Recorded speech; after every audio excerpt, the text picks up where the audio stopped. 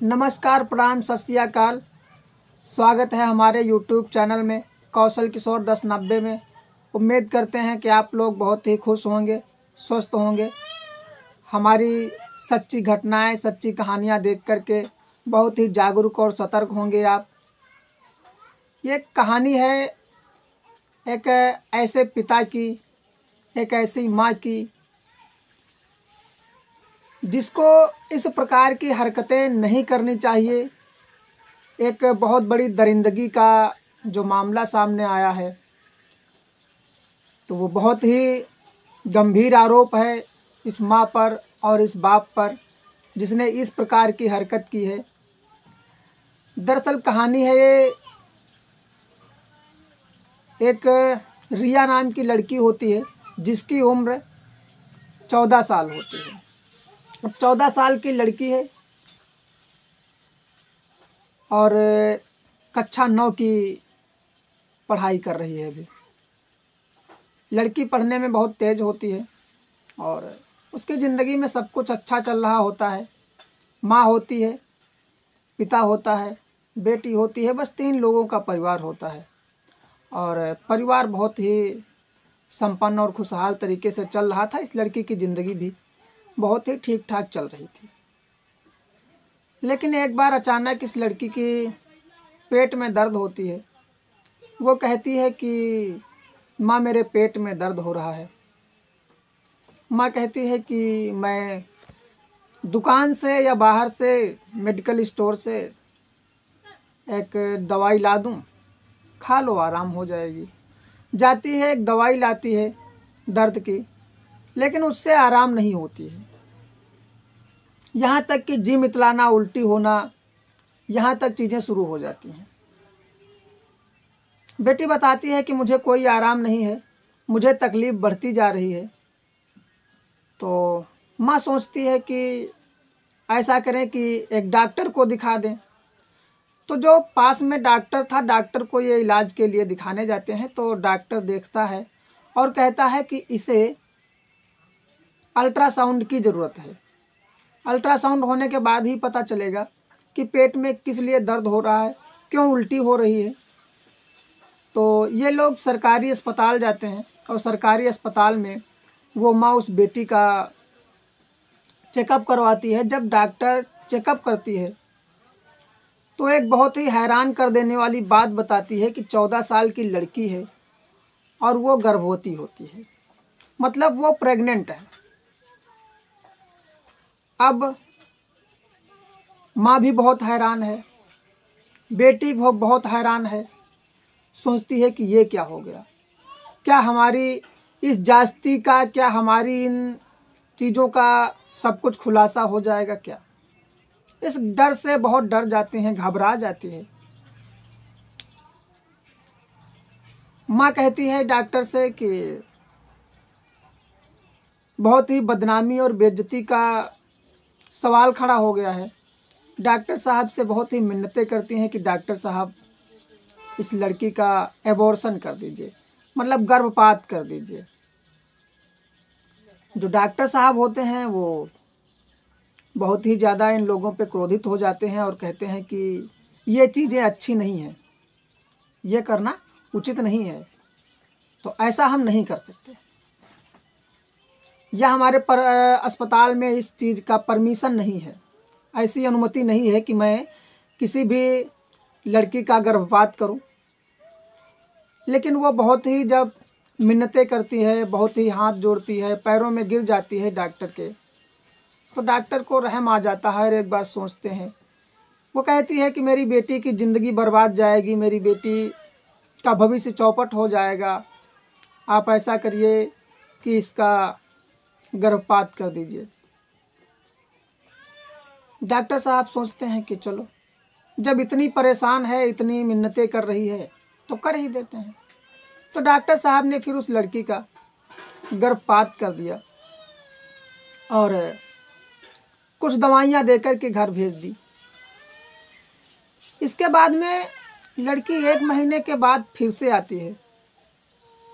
1 से 1.5 महीना महज हुआ होगा, लड़की फिर से आ जाती है। अब की लड़की की माँ नहीं आई थी, लड़की अकेले उसी हॉस्पिटल में आ जाती है और माँ को भी ऐसी जानकारी नहीं देती है। जब बेटी को इस प्रकार की 14 साल की लड़की को जब ऐसा लगता है कि फिर से मुझे ऐसी परेशानी है, तो फिर से अस्पताल आती है और डॉक्टर साहब से बताती है। तो डॉक्टर साहब बहुत ही हैरान हो जाते हैं, बहुत ही परेशान हो जाते हैं उसका किस्सा सुन करके।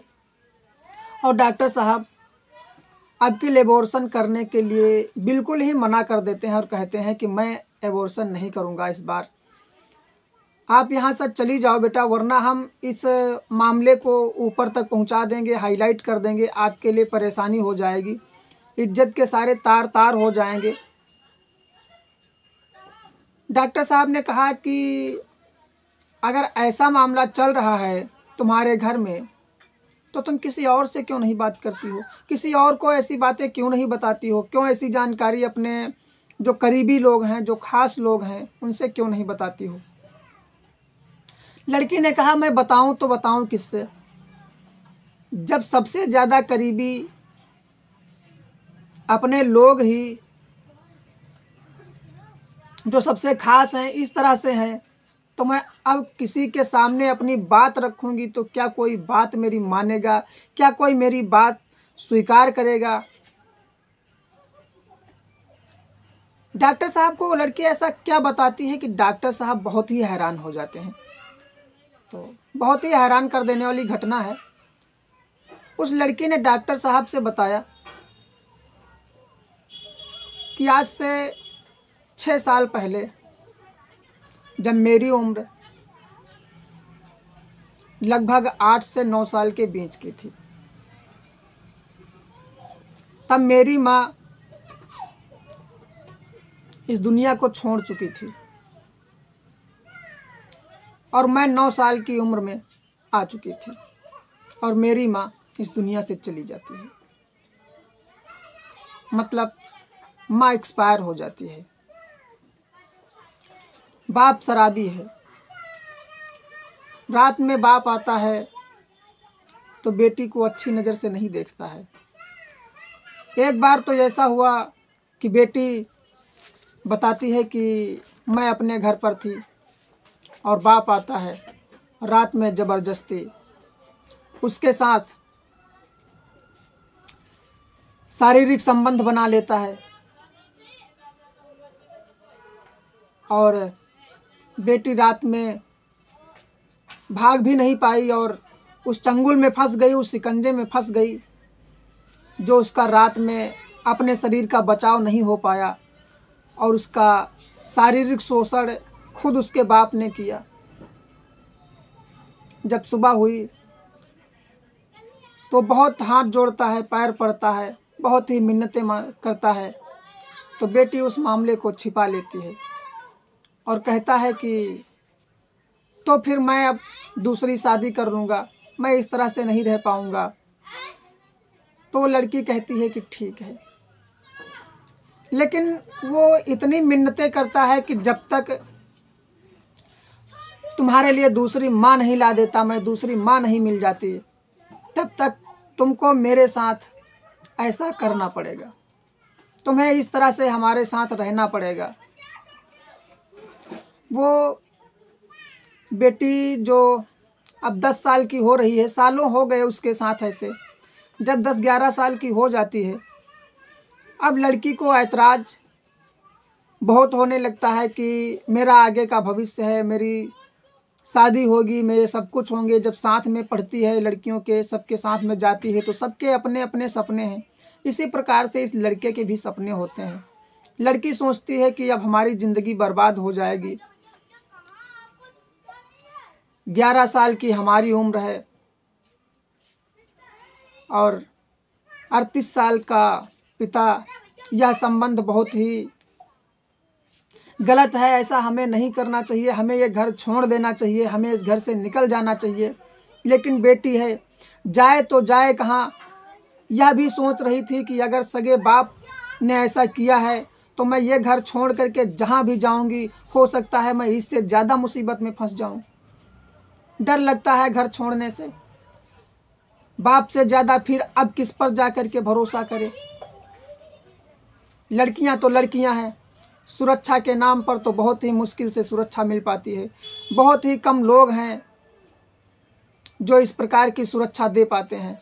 और इतने गंदे और हरकत करने वाले जब पिता ने इस तरह से हरकत कर दी तो अगले पर अब वह किस पर भरोसा करे, उसका तो विश्वास ही उठ चुका है दुनिया से। सालों साल, 2 साल ऐसा चलता रहा। डॉक्टर साहब ने उसकी बात सुनी, आंखों में आंसू आ गए डॉक्टर साहब के, रोने लगे डॉक्टर साहब। फिर उसने बताया कि 2 साल के बाद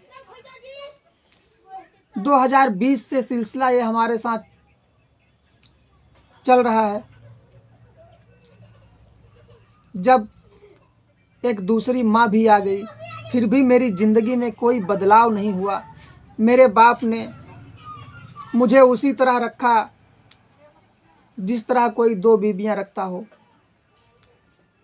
जब दूसरी माँ ने इस तरह से विरोध किया तो उसने कहा कि अगर विरोध करोगे, कुछ भी हमारे साथ गलत होगा तो हम तुम लोगों को जान से मार देंगे और हमारी ज़िंदगी तो वैसे ही बेकार है, हम यहाँ रहें या जेल चले जाएंगे। लेकिन वो अपनी बेटी को समझाता है, लड़की को समझाता है कि अभी कुछ समय की बात है, फिर इसके बाद में तुम्हारी शादी हो जाएगी, विवाह हो जाएगा, तुम भी चली जाना अपने घर। लेकिन अभी जब जब हमारी ज़रूरत पड़ेगी तब तब हम तुम्हारा साथ ज़रूर लेंगे। बेटी बहुत ही हैरान हो जाती है, बहुत ही परेशान हो जाती है कि मुझे कब इस दंदल भरी ज़िंदगी से फुर्सत मिलेगी। लेकिन वो माँ सब कुछ जानती थी और उस माँ ने भी उस बेटी को समझाया कि चलो छोड़ो, जैसे चल रहा है वैसे चलने दो। आने वाले समय में उस माँ ने भी उसके साथ बहुत सारे कहर गुजारे, बहुत सारी मुसीबतें दी उसको, यहाँ तक कि उस लड़की को पेशेवर बनाने की कोशिश की उसने। आखिर में जब डॉक्टर साहब पूरी बात सुनते हैं तो डॉक्टर साहब उस लड़की को नज़दीकी थाने में ले जाते हैं। नज़दीकी थाने में जब यह रिया नाम की लड़की अपनी पूरी बात बताती है तो दरोगा साहब को बहुत ही गुस्सा आता है और लेडीज़ कांस्टेबल के साथ जाकर के उस आदमी को और उस औरत को दोनों को पकड़ करके लाते हैं। काफ़ी मार लगाते हैं उस बाप को। FIR हो जाती है, उस पर मुकदमा चलता है। जज न्यायालय से हाई कोर्ट से सुप्रीम कोर्ट, जब फैसला यहाँ तक पहुँच जाता है सुप्रीम कोर्ट तक, तब सुप्रीम कोर्ट में सुनवाई होती है 24 अप्रैल 2024 को। 24 अप्रैल 2024 को जब सुनवाई होती है तो जज साहब ने उन दोनों को बुलाया और लड़की से कहा कि आखिर तुम्हारे साथ क्या घटना घटी है। लड़की ने रोते हुए अपने शब्दों में उस पूरी घटना को बयां किया। पूरी घटना बताने के बाद जज साहब को बहुत ही गुस्सा आया और जज साहब ने कहा कि ये मामूली दरिंदे नहीं हैं, ये गुनहगार मामूली नहीं है, इनको जितनी सज़ा दी जाए वो कम ही सज़ा है। उस औरत के लिए जज साहब ने सज़ा सुना दी कि जब तक ये जीवित रहेगी तब तक इसकी उम्र जेल में गुजरेगी। नज़र जब पड़ी उसके पिता पर,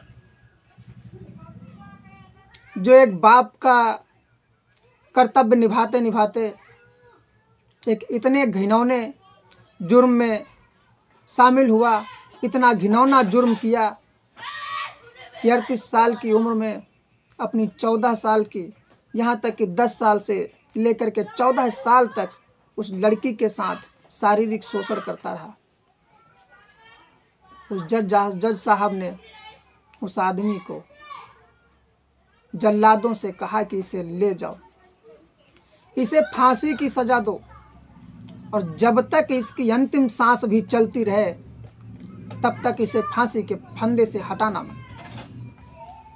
वैसे फांसी देने से आदमी की मौत तो हो ही जाती है, लेकिन जज साहब के अंदर इतना गुस्सा था कि उन्होंने कहा कि इसे फांसी के फंदे पर तब तक लटकाए रखो, क्योंकि ये उनका इतना क्रोध और इतना गुस्सा था जिसलिए उन्होंने ऐसी बात कही। तो कहीं ना कहीं जब इंसान के अंदर गुस्सा जागता है, परेशानियां लगती हैं कि बहुत ज़्यादा घटी हैं इसके साथ, तो जज साहब को भी गुस्सा आता है। इस तरह से जितनी जनता थी वहाँ पर, जितने लोग थे, सब लोगों ने एक ही आवाज़ उठाई कि इसे कड़ी से कड़ी सज़ा दी जाए, और फांसी से कम कोई सज़ा ही नहीं है इसके लिए। और बताया जाता है कि फिर उस व्यक्ति को फांसी हो जाती है और उसकी माँ को ताउम्र की सज़ा हो जाती है। इधर जो लड़की है वो बाल आश्रम में, बाल आयोग संरक्षण में रह रही है, वहीं से उसका जो है सारा खाना, रहना, खर्चा, पढ़ाई लिखाई की सारी जिम्मेदारी मिल चुकी है। अब वो खुशहाल है, अपने घर में स्वस्थ है, अच्छी तरह से अब उसका जीवन यापन हो रहा है, भविष्य भी सही हो जाएगा। लेकिन उस बाप के चंगुल से निकालने वाले डॉक्टर साहब को बहुत बहुत धन्यवाद, जिन्होंने उसकी बात सुनी और उसे उस मुकाम तक ले गए जिस मुकाम से उसकी ज़िंदगी में बहुत राहत मिली। और जो दोषी पिता था, दोषी माँ थी, उन लोगों को कठोर से कठोर सज़ा मिली। तो कभी कभी कुछ ऐसी घटनाएं हो जाती हैं जिन्हें आप लोगों के सामने वीडियो के माध्यम से शेयर करने की मुझे ज़रूरत पड़ जाती है। तो मैं ऐसी सच्ची घटनाएं रोज़ रात 8 बजे आपके सामने रखता हूं। अगर हमारा वीडियो अच्छा लगता है तो वीडियो को लाइक कर दिया करें और चैनल को सब्सक्राइब कर दें। मैं आप लोगों के सामने इसी तरह से रोज़ रात 8 बजे सच्ची घटनाओं से मुलाकात करता रहूँगा। तो तब तक के लिए नमस्कार, धन्यवाद। जागरूक रहिए, सतर्क रहिए, स्वस्थ रहिए। नमस्कार।